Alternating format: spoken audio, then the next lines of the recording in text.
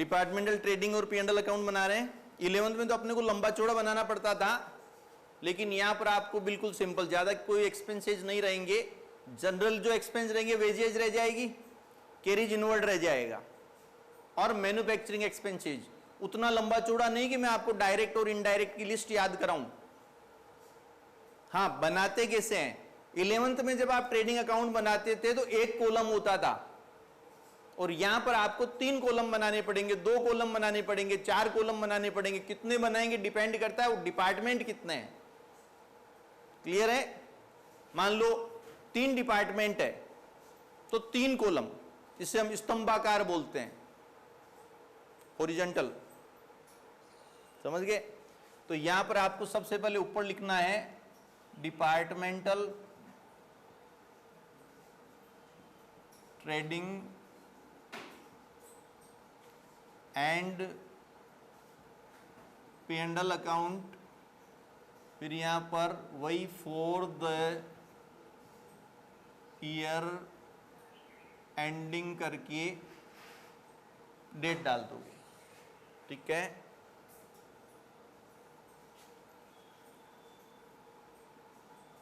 या ये कॉलम बना लेंगे। मान लो 3 डिपार्टमेंट है, जो मैंने एग्जाम्पल दिया था। क्या एग्जाम्पल था? टेलरिंग, ये सॉरी क्लॉथ, टेलरिंग और रेडीमेड, क्लॉथ, टेलरिंग और रेडीमेड। क्लियर? ये परफॉर्मा हो गया। वही पर्टिकुलर अमाउंट, वहां एक ही अमाउंट होती थी, यहां 3 अमाउंट हो गई। डेबिट में 2 लगना है, क्रेडिट में बाई लगना है। तो यहां सबसे पहले 2 ओपनिंग स्टॉक लिखेंगे। 2 ओपनिंग स्टॉक दिया हुआ रहेगा, दिमाग नहीं लगाना है, दिया हुआ रहेगा। नहीं दे रखा है तो मत लिखना। ठीक है? फिर आप लिखेंगे 2 परचेज। अगर माल खरीदा है, लेस रिटर्न करके लिख देना। आप 11th नहीं पढ़ रहे हैं। या परचेज आप लिखेंगे, फिर 3 यहां करेंगे, लेस रिटर्न करेंगे नहीं। आप परचेज, अगर परचेज रिटर्न है तो लेस करके लिख देना 2 नेट परचेज या 2 परचेज आफ्टर रिटर्न, जो भी आप लिखें। ये दी हुई रहेगी, आपको दिमाग नहीं लगाना है। फिर आपके 2 डायरेक्ट एक्सपेंसेज। अब आप 11th की तरह डायरेक्ट एक्सपेंस याद मत करना, 2 या 3 रहते हैं, वेजेज, कैरीज इनवर्ड और manufacturing expenses. Wages, carriage inward और मैन्युफैक्चरिंग एक्सपेंसेज। ज्यादा लंबा चौड़ा 11th की तरह नहीं है। ठीक है? यहां सेल किधर लिखेंगे? क्रेडिट में क्या लिखोगे? By sales account. ठीक है? या बाई सेल्स। और मैं थोड़ी जगह छोड़कर लिख रहा हूं बाई क्लोजिंग स्टॉक। अब आप कहेंगे जगह क्यों छोड़ी? तो जगह मैंने किसी कारण से छोड़ी है। वो कारण कौन सा? एक डिपार्टमेंट जब दूसरे डिपार्टमेंट को दे देता है, एक डिपार्टमेंट ने दूसरे डिपार्टमेंट को दे दिया, तो देने वाले के लिए क्या कहलाएगी? सेल। देने वाले के लिए, जिसने मैंने दिया इसको, तो मेरा तो माल जा रहा है ना, तो मेरे लिए तो सेल्स कहलाएगी और इसके लिए परचेज कहलाएगी। क्लॉथ ने दिया टेलरिंग को, तो क्लॉथ ने तो दिया है, माल जा रहा है उसका, तो सेल्स। और टेलरिंग ने लिया तो उसके लिए क्या हो जाएगी? परचेज। क्लियर है?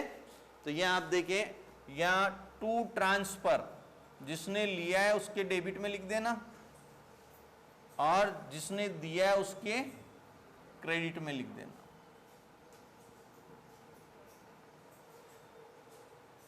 ठीक है? डिफरेंट अमाउंट आ जाएगा। 2 gross profit transfer in P&L।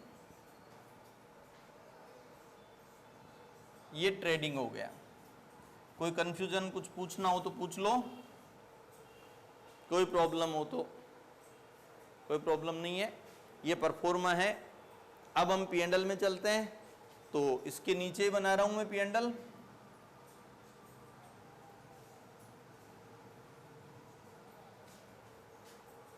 By gross profit क्या लिखोगे? कहां से लिखोगे? ये वाली अमाउंट आ जाएगी by gross profit, transfer from trading, trading से आया। अब कोई इनकम है या कोई जनरली इनकम नहीं रहेगी, पर डिस्काउंट रिसीव्ड हो सकता है। क्या हो सकता है? डिस्काउंट रिसीव्ड हो सकता है, तो डिस्काउंट रिसीव्ड इनकम है। ठीक है, इधर आपके indirect expenses, indirect expenses debit में आ जाएंगे। ठीक है, टू इनडायरेक्ट एक्सपेंसेज,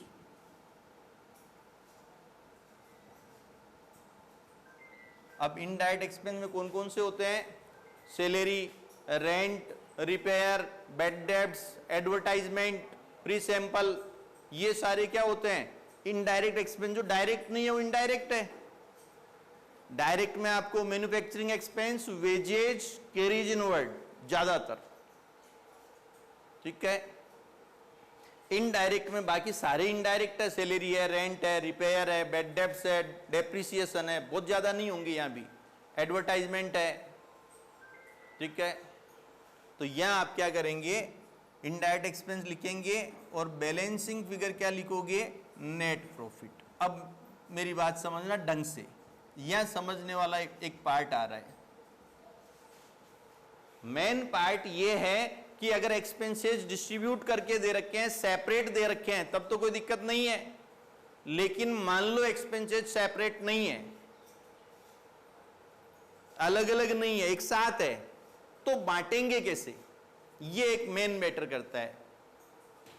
3 करने, वॉचमैन सैलरी, वॉचमैन एक जगह, एक वॉचमैन है, पूरे डिपार्टमेंट का ध्यान रख रहा है, कपड़े का भी रख रहा है, टेलरिंग वाले का, मशीनों की भी रख रहा है, रेडीमेड वाले कपड़े का भी रख रहा है। ये थोड़े है कि वो क्लॉथ का ध्यान रखेगा, रेडीमेड वाला की तू ले जा, चोरी को थोड़े होने देगा।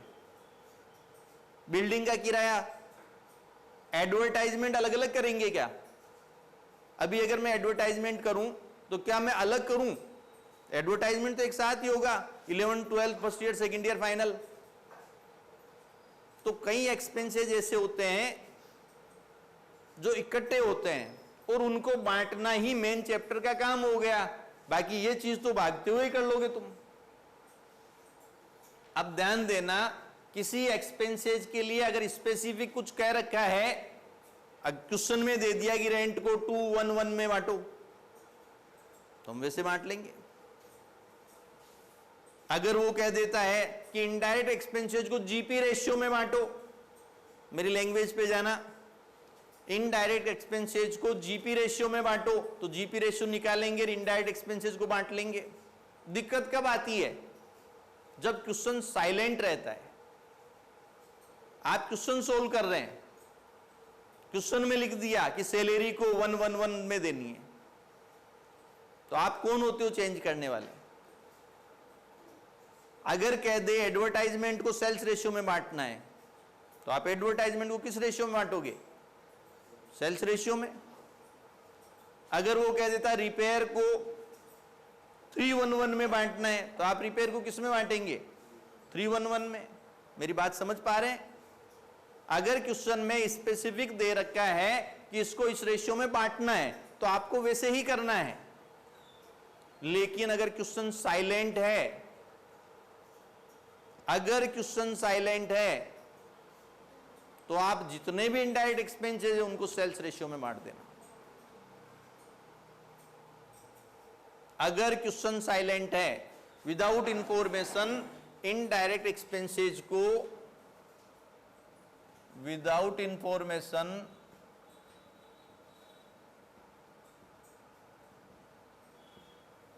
इनडायरेक्ट एक्सपेंसेस को सेल्स रेशियो में बांटा जाएगा, डिस्ट्रीब्यूट करेंगे। क्लियर है?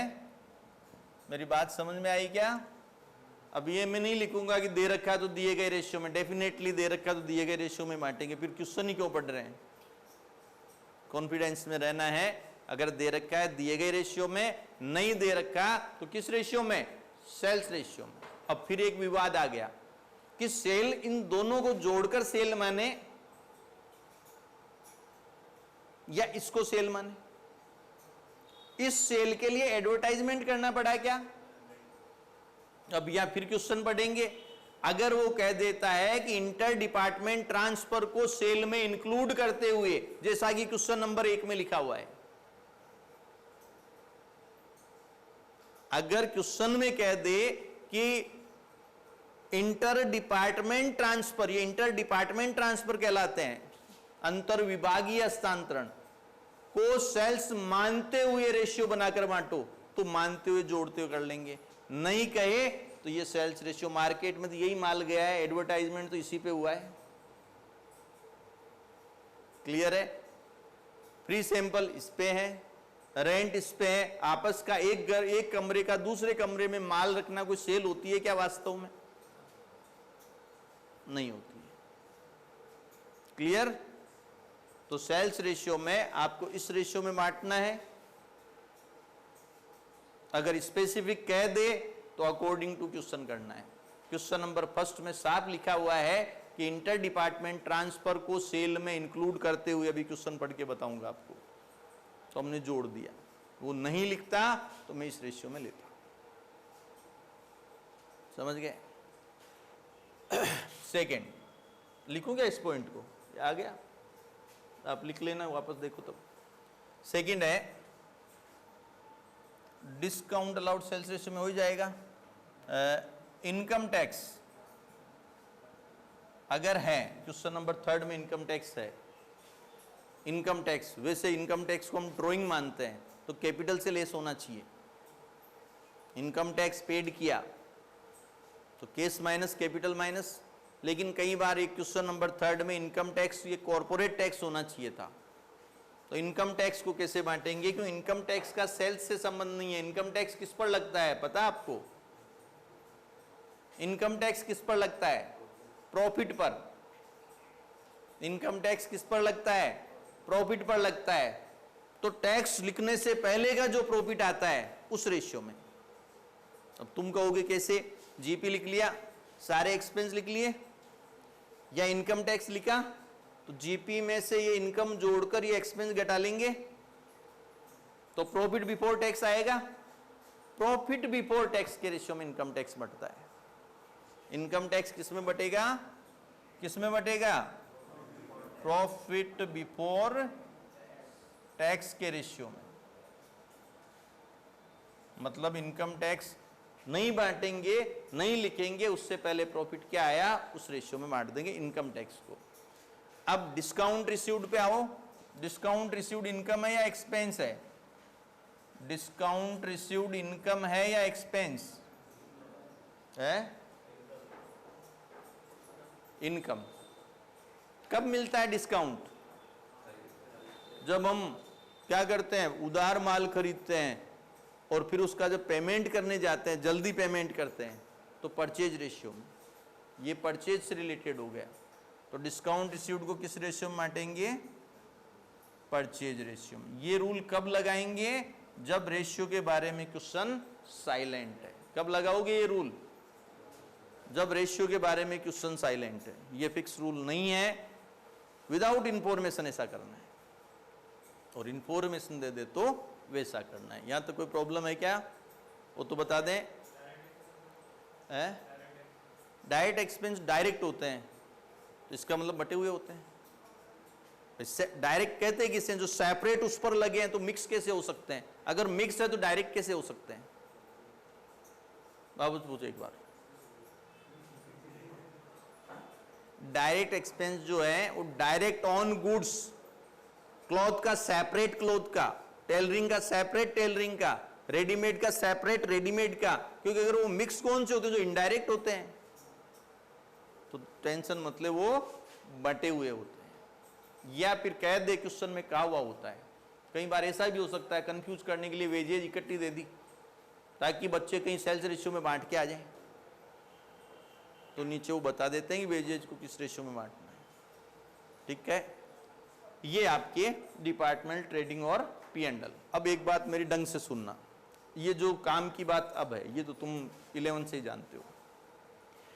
एक डिपार्टमेंट दूसरे डिपार्टमेंट को, क्लॉथ ने रेडीमेड को माल दिया, और क्लॉथ रेडीमेड दोनों एक ही मालिक के हैं, सॉरी क्लॉथ ने टेलरिंग को दिया, दोनों एक ही मालिक के हैं, तो वो कॉस्ट पर दे सकता है या नहीं दे सकता? कॉस्ट पर दे सकता है। और वो ये मान ले, मालिक क्या दे, तो ये मान के दे कि अगर मार्केट में बेचता तो कितने में बेचता, तो सेल पर भी दे सकता है। समझ गए? यदि माल का ट्रांसफर कॉस्ट पर हुआ है तो आपको कोई दिमाग नहीं लगाना। क्लॉथ ने किसको दिया? टेलरिंग को। टेलरिंग ने दिया रेडीमेड को। घर का घर में ही माल है ना, या बाहर चला गया? माल कहां है? घर में ही है। तो घर में जरूरी थोड़ी हम प्रॉफिट जोड़ के दें, थोट पे हो गया ना, कॉस्ट पे भी दे सकते हैं। और ओनर कह दे कि तू ये मान के दे कि बाहर से लाता तो कितने में लाता ये, तो सेल पे भी दे सकते हैं। यदि ट्रांसफर कॉस्ट पर है, या लिख दूं, हाँ, यदि ट्रांसफर किस पर है? कॉस्ट पर है,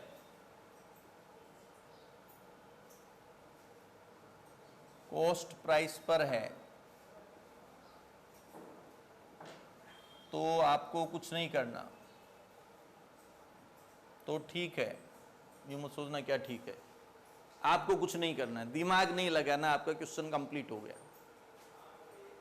यदि एक डिपार्टमेंट दूसरे डिपार्टमेंट को प्रॉफिट जोड़कर माल दे दे, पूरी ताकत लगाओ यहां पर। यदि मैंने एक कमरे से दूसरे कमरे में माल रखा, दोनों कमरे मेरे हैं, और प्रॉफिट जोड़कर रख दिया, क्लॉथ डिपार्टमेंट कह रहा है मैंने पैसे कमा लिए, क्लॉथ ने 1 लाख का माल टेलरिंग को 1.5 लाख में दिया, क्लॉथ कह रहा है मैंने 50,000 कमा लिए। 1 लाख का माल कितने में दिया? 150 में दिया। तो क्लॉथ कह रहा है मैंने इस माल पर 50,000 कमा लिए, और वो पूरा का पूरा माल टेलरिंग के पास पड़ा है, तो क्या ओनर ने पैसा कमा लिया? माल तो घर का घर में ही है ना। इससे इमेजिनरी से काम चलाना हो तो क्लॉथ को पूरा ही बोल दो, भाई पूरा ही दे दे टेलरिंग को, 50 ही क्यों जोड़ता, और ज्यादा जोड़ के दे दे। माल तो घर में ही पड़ा है ना। कमाई कब होती है? जब उस माल को टेलरिंग वाला सिलसिला के मार्केट में बेच देता, तो टेलरिंग भी कमा लेता और क्लॉथ डिपार्टमेंट भी कमा लेता। समझ गए? यदि इंटर डिपार्टमेंट, ये भी इंटर डिपार्टमेंट ही है ना, तुम सोचोगे ये नहीं है। यदि inter department transfer profit add करके किया है,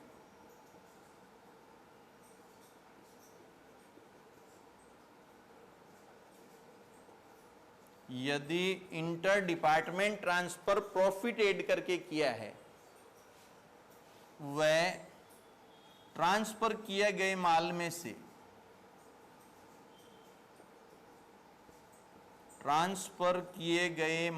में से कुछ माल स्टॉक में रह जाए,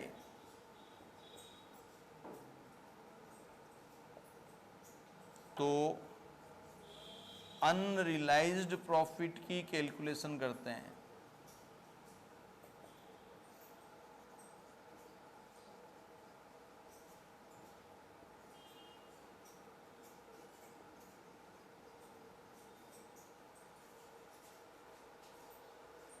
वापस सुन लो। कॉस्ट पर दे रखा है, कोई बात नहीं है, मेरा इस रूम में नहीं उस रूम में पड़ा, लेकिन प्रॉफिट जोड़कर माल दिया मैंने, और वो माल मेरे पास बच जाए, स्टॉक में बच जाए। तो एक डिपार्टमेंट ने तो प्रॉफिट जोड़ दिया और उसमें कुछ पार्ट स्टॉक में बचा हुआ है, इसका मतलब ओनर ने पैसा नहीं कमाया उस माल पर। फॉर एग्जाम्पल, ये उतार लोगे ये तो ठीक है, इसको हटा देता हूं मैं। For example, transfer goods to tailoring at cost plus 25% profit या कॉस्ट प्लस प्रॉफिट। ये कॉस्ट है मान लो 1 लाख और प्रॉफिट है 50,000। Cloth transfer goods to tailoring department at cost 1 lakh plus profit 50,000 बराबर 150। ठीक है, अब 150 का दिया ना, इसका आधा माल अभी भी टेलरिंग के पास पड़ा है। At the end of the year tailoring have 50% stock from transfer goods. Hindi में लिखूं क्या, वापस सुन लो, नॉर्मल लैंग्वेज में सुन लो। अंकित पानी पिला। 1 लाख की कोस्टिंग का माल 50,000 प्रॉफिट जोड़कर, 1 लाख की कोस्टिंग का माल क्या करके 50,000 प्रॉफिट जोड़कर क्लॉथ ने टेलरिंग को दिया। किसने किसको दिया? क्लॉथ ने दिया। किसको दिया? टेलरिंग को दिया। उसमें से आधा माल अभी भी टेलरिंग के पास पड़ा है। तो क्लॉथ कह रहा है इस माल पे मैंने 50,000 कमा लिए और आधा माल बच गया, तो इसका मतलब 25,000 जो है वो मालिक ने नहीं कमाए। तो 25,000 क्या हो जाएगा? Unrealised profit. अभी कैसे निकालते हैं उसको मैं ढंग से समझाऊंगा। ठीक है, आपको तो सिर्फ ये समझना है कि निकालते कब है, कैसे निकालने का तो तरीका मैं बता दूंगा। यदि कॉस्ट पर दिया है तो नहीं निकालेंगे। कब निकालेंगे? यदि माल का ट्रांसफर कॉस्ट प्लस प्रॉफिट मतलब सेलिंग प्राइस पर किया है और उसमें से कुछ माल बच जाए, तब निकालते हैं। कैसे निकालते हैं वो देखो। इसके पास बड़ा है, टेलरिंग के पास। माल कहां से आया? क्लॉथ से।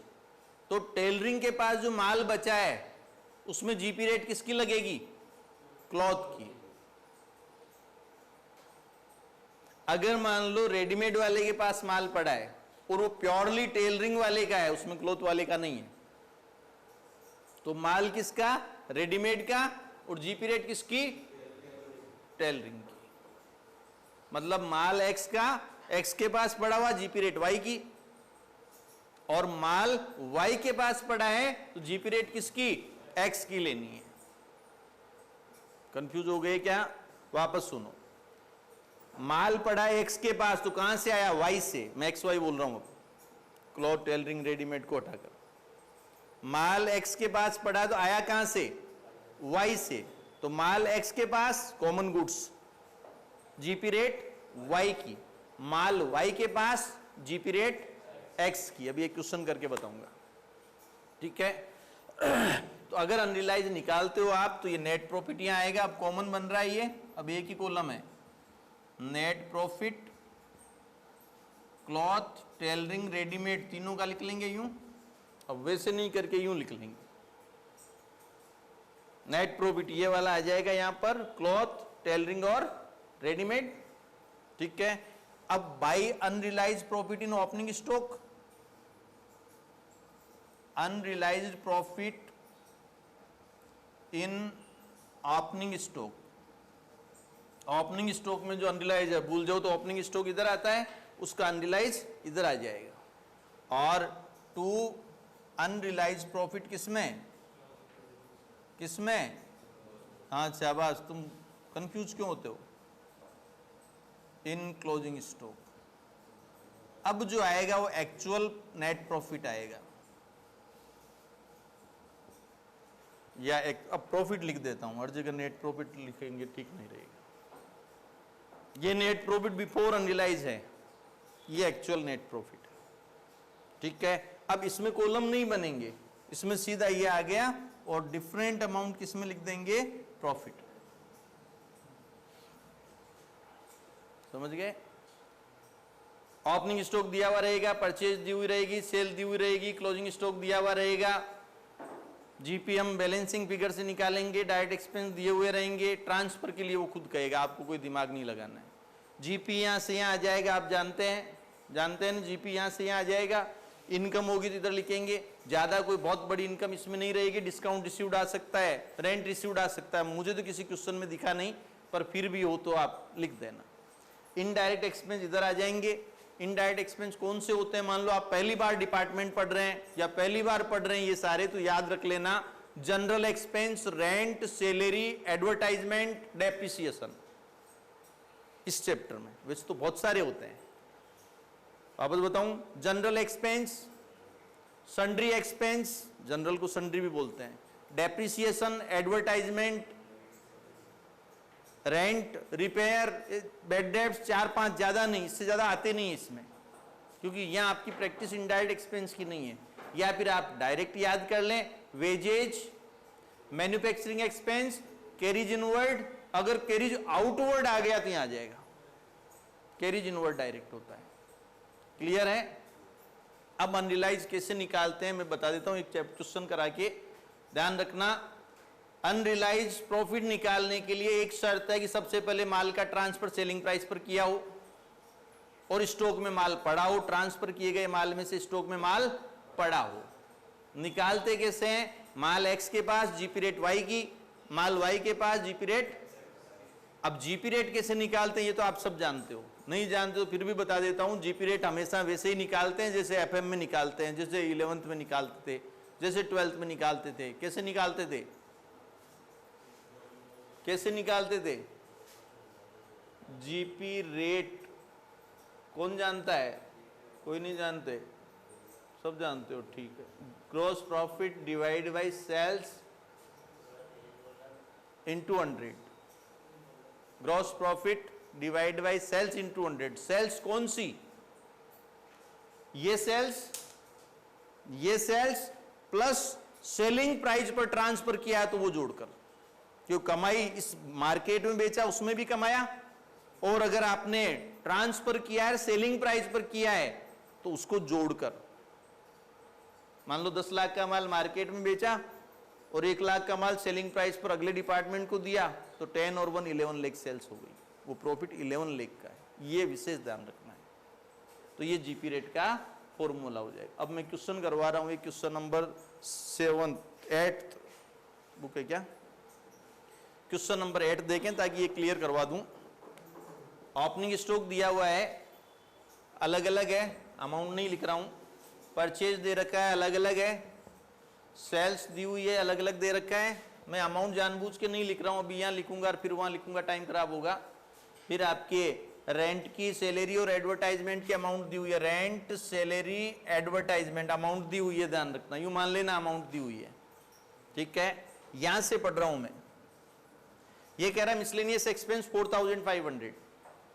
लैंग्वेज पकड़ो थोड़ी। मिसलेनियस एक्सपेंस कितना? और साथ में रेशियो दे दिया, जो रहेगा क्या? 4500 दे रखा है, साथ में रेशियो दे रखा है 4/5 पर कैलकुलेटर अलाउ है। तो 4500 इंटू 5/9 और 4500 इंटू पहले 4/9 बाद में 5/9, ठीक है, लिख दूंगा अभी।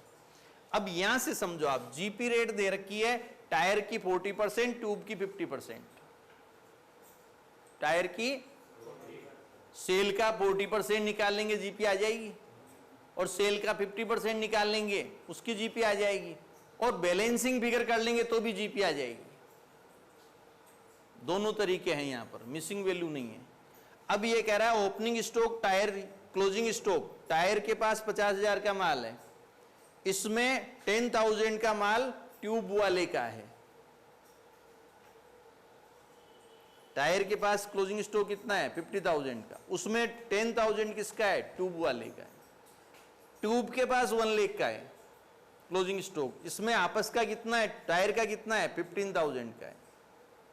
और ओपनिंग स्टॉक में भी टायर के पास 5,000 ट्यूब का है और ट्यूब के पास 7,500 टायर का है। ये कॉमन स्टॉक हो गया, कॉमन गुड्स हो गया।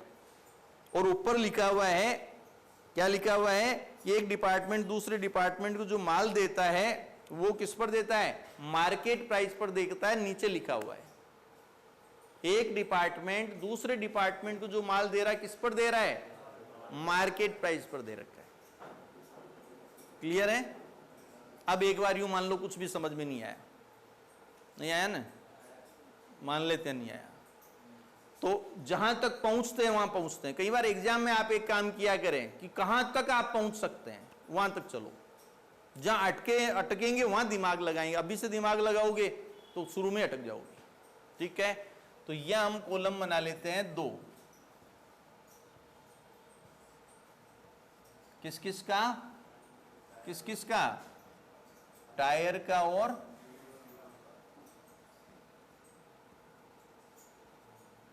टायर और ट्यूब। यहां ओपनिंग स्टॉक गिवन है, परचेज गिवन है, डायरेक्ट एक्सपेंस कोई है नहीं, सेल्स गिवन है और बाई क्लोजिंग स्टॉक गिवन है। तो या तो बैलेंसिंग फिगर जीपी निकाल देना और या फिर परसेंटेज से जीपी निकाल देना। दो रास्ते हैं आपके पास, सेम ही आएगा जी, कॉपी पेस्ट करते जाना। ओपनिंग स्टॉक दिया हुआ है 25,000 20,000 दिया हुआ है क्वेश्चन में, ये 25,000 और परचेज दी हुई है 3,25,000 और 4,55,000। फिर आपके सेल्स दे रखी है 5 लाख और 7,50,000। क्लोजिंग स्टॉक दिया हुआ है, ये मत लिखना, ये तो ब्रैकेट में है, ये बता रहा है कि क्लोजिंग स्टॉक तो यही है। कई बार कंफ्यूज हो जाते हैं, ये यहां लिख देंगे तो ये कहां लिखेंगे, ये दिमाग में लिखेंगे। क्लोजिंग स्टॉक वो है, उसमें इसका इतना है, उसमें इसका इतना है, आपस का माल है। तो यहां बाई क्लोजिंग स्टॉक में देख लो मैं कहां से ले रहा हूं, ये 50,000 और 1 लाख। ये ध्यान रखना, इंपॉर्टेंट क्वेश्चन है ये, इस साल के लिए बहुत इंपॉर्टेंट है। हो सकता है छप जाए, बहुत इजी आएगा पेपर ही, तुम्हें लगेगा मजाक कर गया, देख लेना, वापस मिलेंगे अपन। अब जीपी या तो आप इसका 5 लाख का 40% निकाल लो सीधा सीधा, या बैलेंसिंग फिगर निकाल लो। जीपी ये 5 लाख का 40% 2 लाख और उसका 750 का 50% 375 निकाल के बताऊं क्या? तो ये टायर का, ये ट्यूब का। अब ये हो गया आपके 2 लाख और 375, टोटल कर लेना, बराबर आएगी। ये जीपी आ गया इधर, ये 2 लाख, ये 375 जीपी। तीनों लिख दिए, किस में लिख दिए? ट्रेडिंग में। ये क्यों नहीं लिखे ट्रेडिंग में? ये इनडायरेक्ट एक्सपेंस है, इसलिए ट्रेडिंग में नहीं लिखे। अब यहां लिख दो ना, ये 2 सैलरी, 2 रेंट, 2 एडवर्टाइजमेंट और 2 मिसलेनियस एक्सपेंस,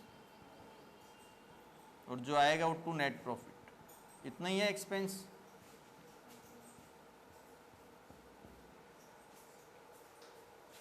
रेंट दिया हुआ है, सेपरेट है, 5,000 7,000, ये 5,000 7,000। फिर आपके सैलरी दे रखी है 16,000 और रेंट मैंने इधर उधर कर दिया गया, पहले रेंट है ना, ये रेंट, ये सैलरी। सैलरी कितनी है? 16,000 और 20,000। एडवर्टाइजमेंट 2,000 और दिया हुआ है ना।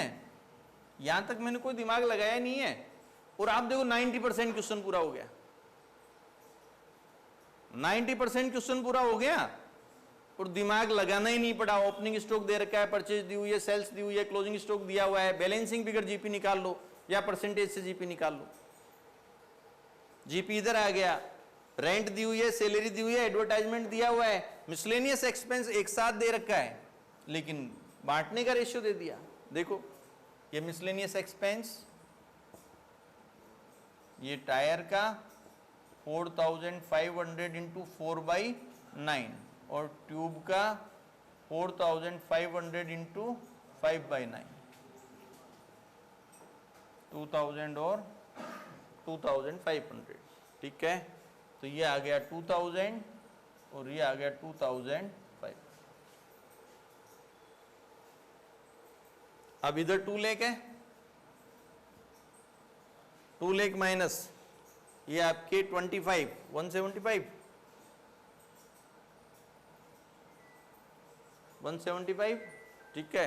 उधर आपके 375 है, 375, उसमें से माइनस करना ये 20, 35, 37,500, तो 337,500 माइनस करके बताऊं क्या? अब सुनना, जो समझाने वाला पार्ट वो अब यहीं पे जगह काम आ गई।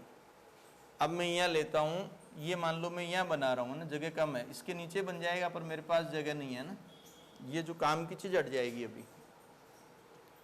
तो ये लिखूंगा मैं बाई नेट प्रॉफिट टायर का और ट्यूब का। टायर का कितना 175 और ट्यूब का 337,500। अब काम की चीज है, ठीक है। काम की चीज क्या वो देखो, ओपनिंग स्टॉक 5000 और 7,500 आपस का माल है। ओपनिंग स्टॉक में टायर के पास 5000 का माल ट्यूब का है और ट्यूब के पास 7,500 का माल किसका है, टायर का है, और सेलिंग प्राइस पर ट्रांसफर है। तो बिल्कुल सिंपल, कोई कंफ्यूजन की जरूरत नहीं है। आपको क्या करना है, कॉमन स्टॉक ले लो टायर का, जीपी रेट ले लो ट्यूब की। अरे टायर के पास माल कहां से आया, ट्यूब से आया ना, और ट्यूब के पास कहां से आया, कॉमन है इसलिए, नहीं तो मार्केट से भी आया है, पर हम बात कॉमन की कर रहे हैं। तो माल टायर के पास तो जीपी रेट ट्यूब की, माल ट्यूब के पास तो जीपी रेट टायर की, ठीक है। तो यहां मैं क्या करूंगा, यहां अनरियलाइज निकाल रहा हूं मैं, unrealise profit, unrealised profit,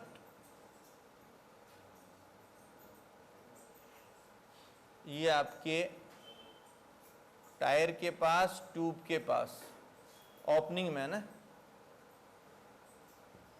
tyre के पास माल कितना 5000 और ट्यूब के पास माल कितना 7,500। अब बताओ टायर के पास माल तो जीपी रेट किसकी, ट्यूब की, और ट्यूब की जीपी रेट क्या थी 50% दी हुई है, नहीं तो GP divide by sales into 100 दी हुई है ना। तो यह आ जाएगा 50%, 2,500 हो गया, और यहां आ जाएगा 40%, तो कितना आ जाएगा 3,000।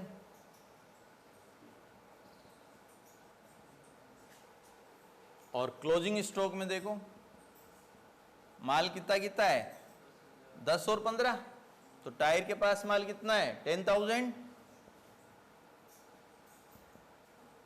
ट्यूब के पास आपस का माल कितना है 15,000। माल कौन सा ले रहा हूं, कॉमन वाला, टोटल स्टॉक नहीं ले रहा हूं, इस स्टॉक में जो कॉमन पड़ा है।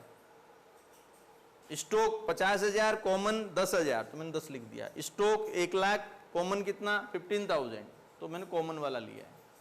अब माल टायर के पास तो जीपी रेट किसकी, और माल ट्यूब के पास तो जीपी रेट, तो ये हो जाएगा 5,000 और 6,000।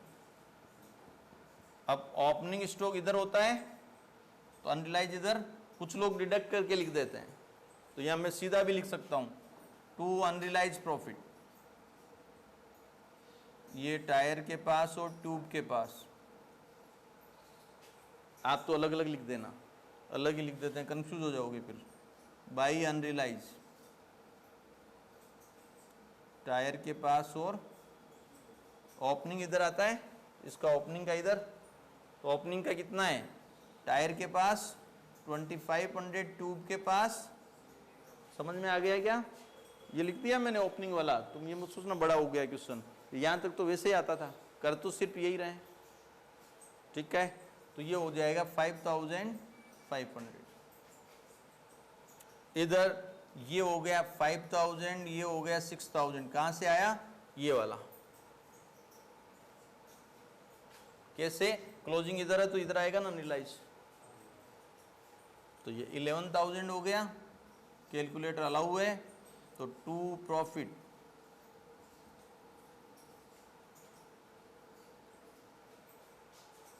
कितना? 5,02,500 कितना? 5,07,000, तो 5,07,000 आ गया समझ में? ये आपके क्वेश्चन नंबर 8। अब एक बार मैं इंपॉर्टेंट लिखवा देता हूँ इनको भी, और इसमें भी ठीक रहेगा, ये मैं बोल रहा हूँ, आप इससे देख लेना। इंपॉर्टेंट क्वेश्चन लिखो इस चैप्टर में। क्वेश्चन नंबर 4, 6, ये 8 वाला, 8 मैंने करा दिया, तो इसका रिश्तेदार ये 9th। FADM बुक है, चैप्टर, डिपार्टमेंट और क्वेश्चन सब में फिक्स है, तो मैं यहाँ लिख देता हूँ। 4th करना है, 6 करना है, 8th, 9th और 11th, ये कर लेना। तो छोटा सा एक 7 छोटा है, आप करना चाहो 7th भी देख जाना, ठीक है? कर लेंगे नया चैप्टर, इसकी प्रॉब्लम हो तो पूछ लेना।